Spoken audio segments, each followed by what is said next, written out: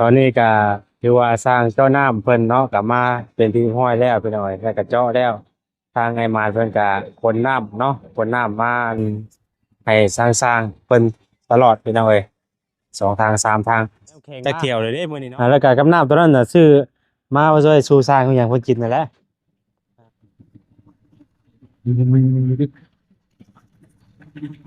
ตัวน้ำมาทำแกง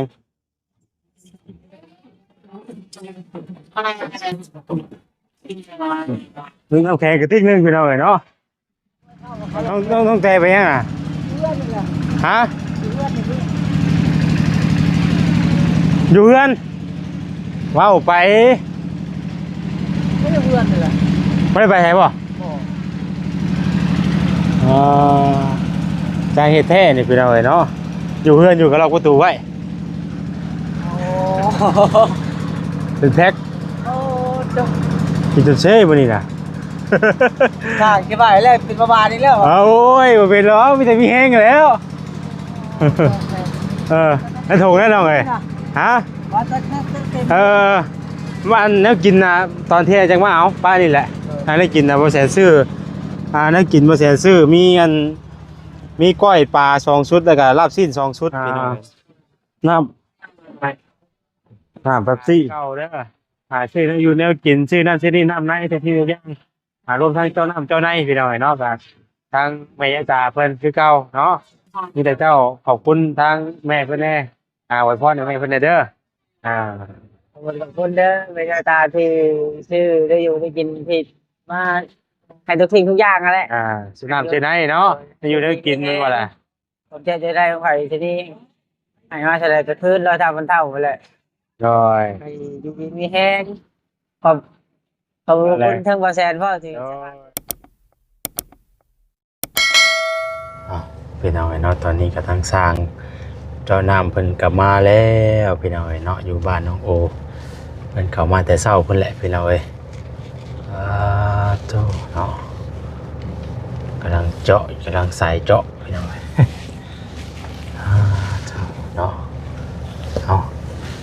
ให้สบายดีเด้อพี่น้องเด้อเนาะสบายดีอยู่บ้านเฮือนซานน้องโอคือเก่าพี่น้อง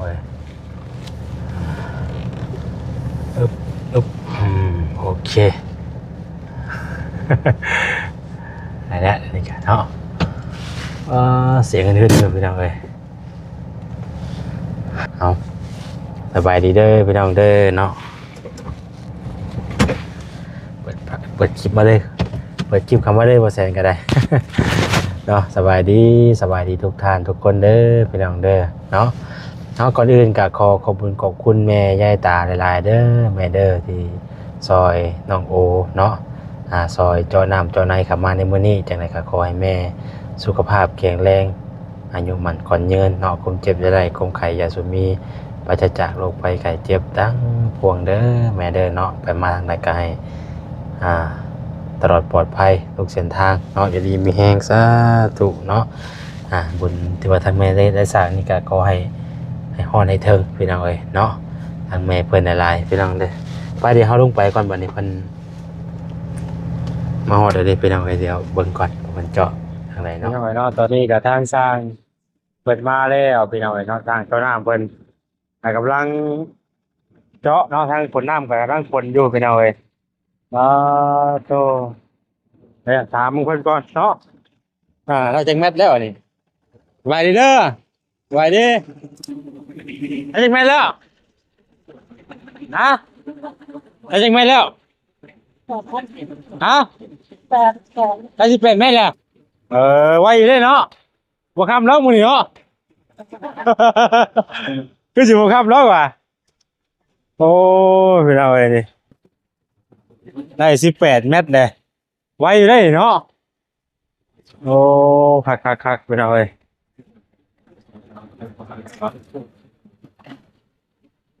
ทางกันว่าเจ้าน้ำกับว่าน้ำคือกันเป็นไง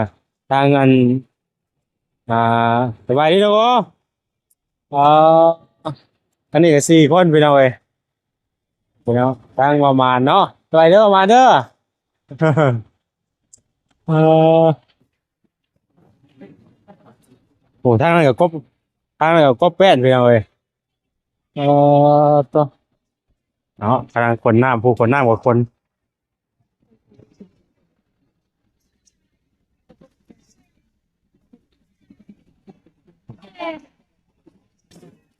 ตอนนี้ก็คือว่าสร้างเจ้าน้ำเพิ่นเนาะกลับมาเป็นที่ห้อยแล้วไปหน่อยแล้วก็เจาะแล้วทางไอ้มาเพิ่นก็คนน้ำเนาะคนน้ำมาให้สร้างเพิ่นตลอดไปหน่อย2 ทาง 3 ทางจักเที่ยวเลยเด้มื้อนี้เนาะได้จักเที่ยวแล้วมื้อนี้หลายเที่ยวแล้ว ฮะอ๋อเออถือว่าน้ำมันคือสิทันอยู่เนาะโอ้แห้งดีเนาะน้ำกะเลยตัวเดี๋ยวจะเอาน้ำเย็นมาชูเป็นกินก่อนไอ้ช่างไปดิโอ้ไปไหนห้อนอยู่ป่ะเดี๋ยวจะเอาน้ำเย็นมาชูกินฮะมาช่วยแน่มื้อนี้มาเบิ่งทางคนนี้มาเบิ่งทางมันเจ้าน้ำอยู่แล้วเอาบ่เอาไปเอาน้ำนี่ไปเอาน้ำมาสู่สร้างเพิ่นก่อนเดี๋ยวเอาน้ำเย็นมาสู่กินเด้อ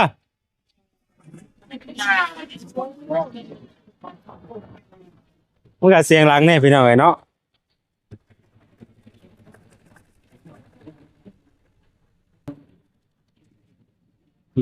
ว่าแอนไหวดิว่าแอนใครยังบ่ได้ให้กลับมาบ่นี่ ยังจะมีผู้ใดได้มื้อนี้ได้เออไปคิดว่าโอ้ไฟเข้ามาแต่ผู้ใดก็ไปทำมาบ่เออเดี๋ยวเอาอันนั้นก่อนยังไงฮะกินข้าวให้กินข้าวบ่ยังอยู่เห็นอะไรพอจะรถกลับไปเพื่อนกับผู้ดีเพื่อนนั่นอยู่อืมมันเนาะฮะอันนี้กระติกอันของเบาเองแต่ว่าเอาใส่น้ำแข็งมาแล้วก็กับน้ำตัวนั้นน่ะซื้อมาไว้ช่วยสูสร้างของอย่างเพิ่นกินนั่นแหละจะย่อตัวนั้นเด้อไอ้สิได้บ่เดี๋ยวจะมาเอาอีกรอบหนึงก็ได้เออซื้อน้ำตุกหนึงเป็นหน่อยตุกใหญ่เนาะ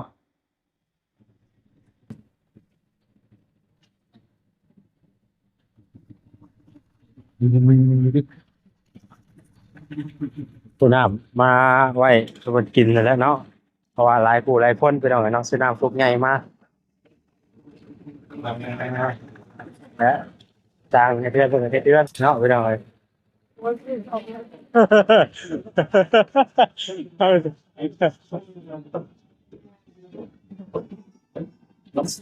ว้าวผมกระจายครบเลยไหน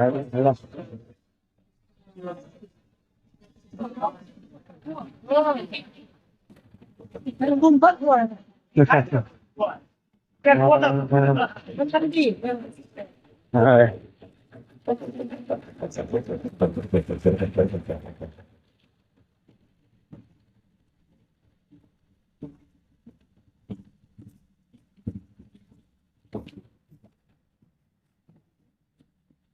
น้ำเย็นๆเดี๋ยวทางเขาว่าประมาณไปได้จ้ะนะเพิ่นกินน้ำกันเนาะมาก่อนก็ได้เพิ่นมากินน้ำกันพี่น้องเอ้ยน้ำโขงน้ำแกงน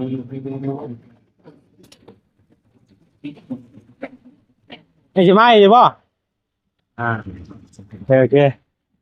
นี่สิมาอีกอยู่บ่ทางแรกไว้เนาะเออเสียงดังได้พี่น้องเอ้ยเนาะจักเป็นเสียงหยังเสียงยากพี่น้องเอ้ยอ่ามีทั้งเงิน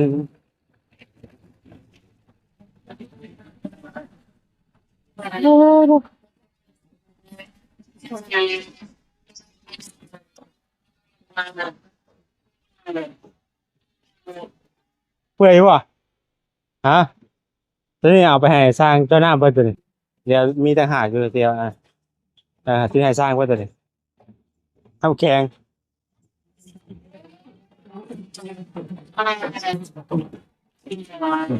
นึงน้ำแข็งกระติกนึงพี่น้องเอ้ยเนาะ เนี่ยเพราะว่ามันจะใส่ได้โดนเนี่ย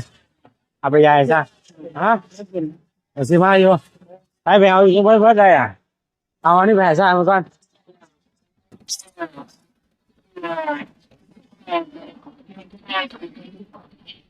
โอ้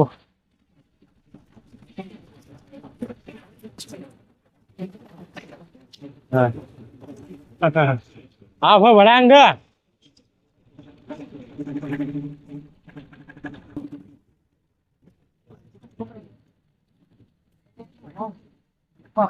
ฮะไม่เข้าเขา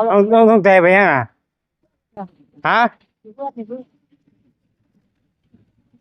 อยู่เพื่อนว้าวไป ไม่ได้เพื่อนเลย ไม่ได้ไปไหนบ่อ๋อจางเหตุแท้นี่เป็นอะไรเนาะอยู่เพื่อนอยู่กับเราประตูไว้ เฮ็ดไปแล้วน้องเตเออเฮ็ดไปแล้วน้องเตบาดนี้เนาะข่อยเลยคิดว่าเพิ่นบ่อยู่เพื่อนแน่ โอ้ ถึงแท็ก โอ้จ้า กินจนเซ่มื้อนี้น่ะ ทางกี่บาทแล้วปิดประมาณนี้แล้ว เอาโอ้ยบ่เป็นหรอกมีแต่มีแห้งอยู่แล้ว เออแล้วถูกแน่น้องเอ้ยฮะ ว่าจะเต็ม เออมันแล้วกินนะตอนเที่ยงจังว่าเอาป้านี่แหละถ้าได้กินนะบ่แสนซื้อได้กินบ่แสนซื้อมีอันมีก้อยปลา2ชุดแล้วก็ลาบซีน2ชุดพี่น้องเอ้ยก้อยปลา2ชุดแล้วก็อันลาบซีน2ชุดนี่หมูม่วงอันนี้ให้กินแล้วเฮาไปแล้วเขาจะเอาไปแก้เพิ่นพอไปบ้านพุ่นเดียวเชื่อว่าสิมีแนวดึกเด้ ไอ้เนี่ยอ๋อจ้า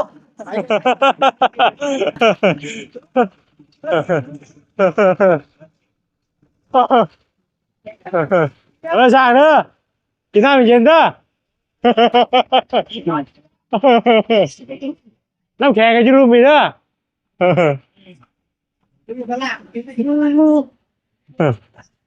แล้วมันหลายคนไปเอาไหนเนาะซื้อมาสู่กันกิน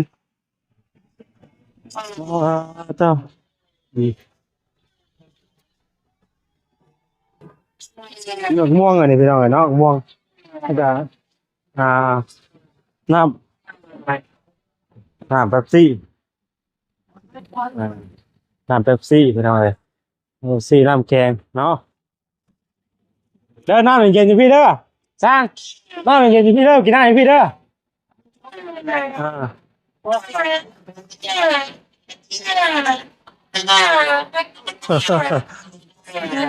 เป็นอะไรเพราะอากาศเพิ่นมากบไม้อยู่พี่เพิ่นนี่พี่น้อยเนาะเอาแบ่งเอาก้อนให้เพิ่นบ่แบ่งเอาไปกระเทิงอะไรนั่นก็ได้ไปกระเทิงเอาแนวนี้มาซับเอาก็ได้เอายังบ่แตกบ่เนาะเอา เห็นน้ำมากได้เนี่ย น้ำมากพอนี่นะแต่ว่าเอามาถึงใจอยู่แต่เนาะเดี๋ยวเลยมีมาทุกสีเลยเนาะเอ้ยมีทั้งสีส้มสีเขียวคน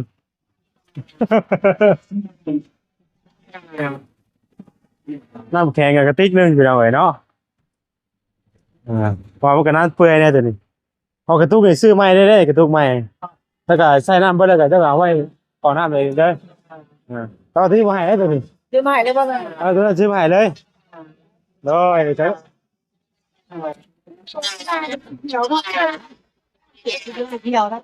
นี่มาถึงน้ำแล้วข่อยนี่มาถึงน้ำป่ะ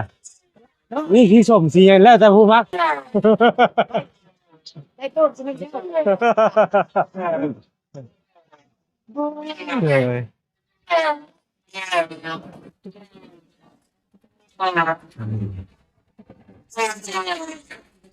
และ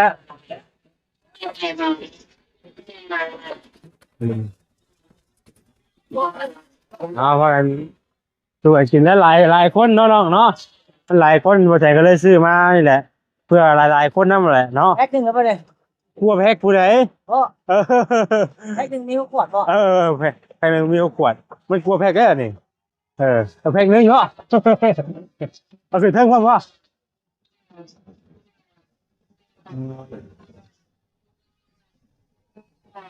แต่ว่าเนี่ยกินนะอยู่ในรถพุ่นเลยกินนะเพราะเดี๋ยวเขามันเที่ยงนะเขาจะเอามาปูเองนะตัวเองกินอ่า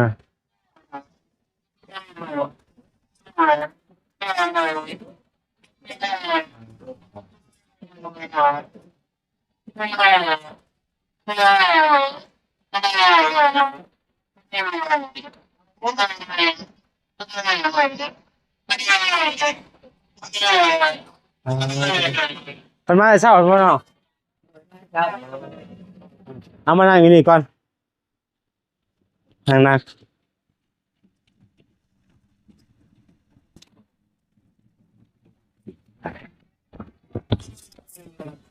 เรา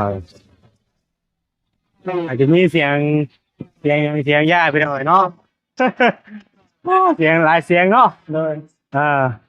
มันต้องมีทั้งเสียงรถเสียงหยังไปหน่อย เสียงรถเสียงกบมีครบหมดหมดเลย ว่าตะกี้เพิ่นว่ากบไม้พี่เนาะ แม่ เพิ่นว่ากบไม้พี่มันเลยไม่เสียงบัดนี่ เอาเลยน้องมีแต่ว่าเครื่องจะอยู่แล้วกินอหย่างต่างๆทั้งหมดทั้งมวลแต่เป็นเงินของผู้ใหญ่คือเก่าเด้อบ่ได้เป็นเงินบ่แสนหรอกเป็นเงินของทางแม่ย่าตาคือเก่าเด้อซื้ออยู่แนวกินซื้อนั่นซื้อนี่น้ำในแต่ที่เรียงรวมทั้งเจ้าน้ำเจ้าในพี่น้องเนาะก็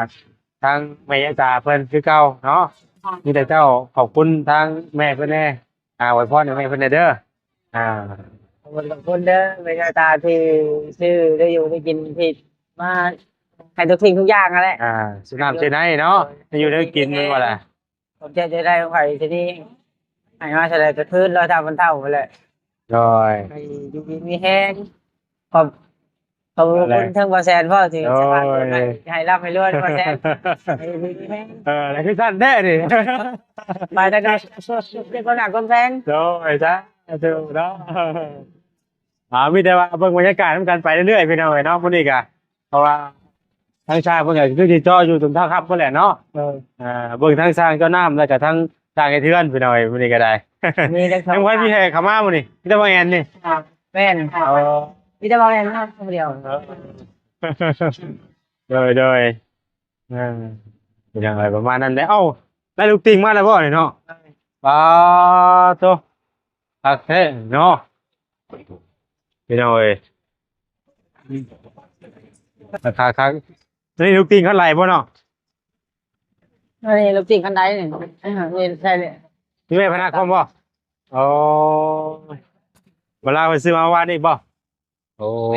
โดยน้อยไปเดี๋ยวขึ้นเทิงก่อนจะขึ้นบ่จะไปเบิ่งบรรยากาศอยู่เทิงก่อนพี่น้องเอ้ยจ้ะสร้างขึ้นได้นี่ จับถางมาก่อนนะมั้งเดี๋ยวจับถางเราใส่ยิ้ม ว่าตอกไม้เป็นขันดีกว่าเนาะตอกไม้เป็นขันนะเพราะอะไรขึ้นง่ายล่ะแปลว่าเป็นขันกันเลยล่ะมื้อนี้ไอ้ยังมือช่าง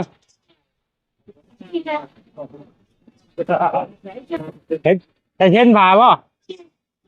เช่นผ่าบ่มื้อนี้โอ้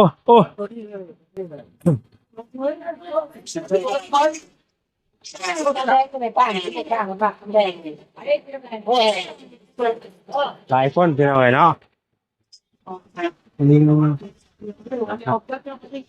ฮะให้เตะให้เสียเลยหน่อยเถอะ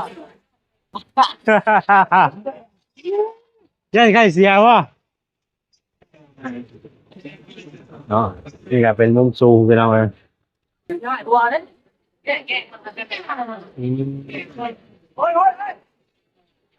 ยังชอบไปกันมากัน4 คนเนาะก็ได้16 เมตรแล้วจ้ะคือ16 คำดอกมันนี่คือเอาแต่ว่าไวอยู่เนาะได้16 7 เมตรแหละนะครับน้อยตอนเที่ยงยังกินข้าวบุรุษเราเพิ่นเอาให้เพิ่นเจาะจังหน่อยก่อนเพิ่นปิด เต่าที่น้ำ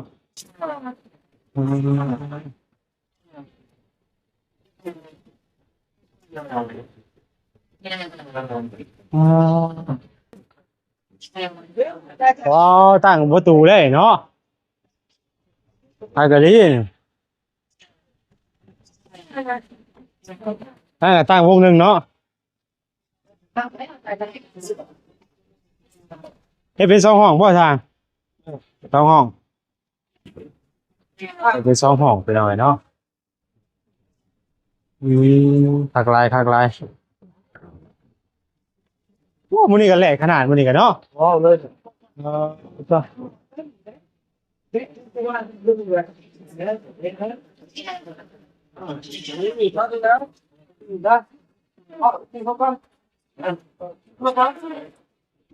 อืมรางวัดแท้วงกบมันก็ได้เนาะ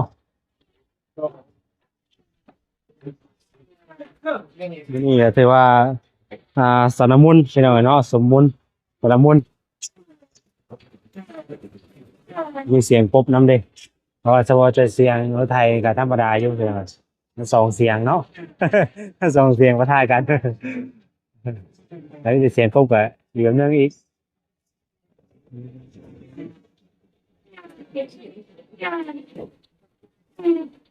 มากันสี่คนไปหน่อยเพิ่นก็ได้เนาะ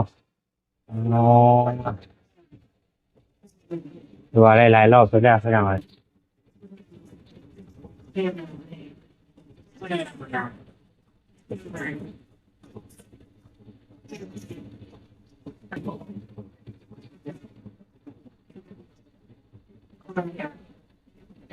ว่าว่องไวอยู่เนาะเรื่องน้ำเรื่องในก็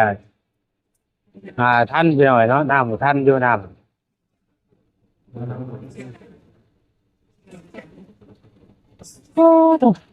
แง้มไปหลังคาบ้านน้องแต่ไปหน่อยเป็นไฟยุบเนาะ แล้วก็ขนาดเลยไปหน่อย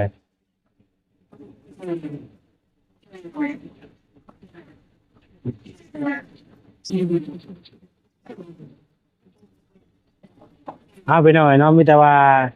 สำหรับคลิปนี้ก็จะได้ขอตัวจบคลิปไว้สักนี้ก่อนเพราะว่ามันเสียงสารมุนไปหน่อยเดี๋ยวส่งตอนบรรยากาศเที่ยงเพิ่นปิดเครื่องกินข้าวกินน้ำเลยสิให้บรรยากาศอย่างที่น้องเบิ่งเด้อพี่น้องเด้อเนาะสำหรับคลิปนี้จะได้ลำลาไปก่อน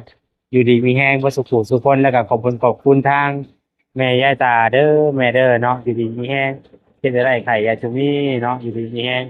อยู่หมันยืนยาวเด้อเนาะอยู่ดีมีแห้งเป็นได้ไข่ยาชุมีเด้อเนาะเอาลำลาไปก่อนพบกันใหม่ไปเลยสำหรับวันนี้ลำลาไปก่อนแล้วสบายดี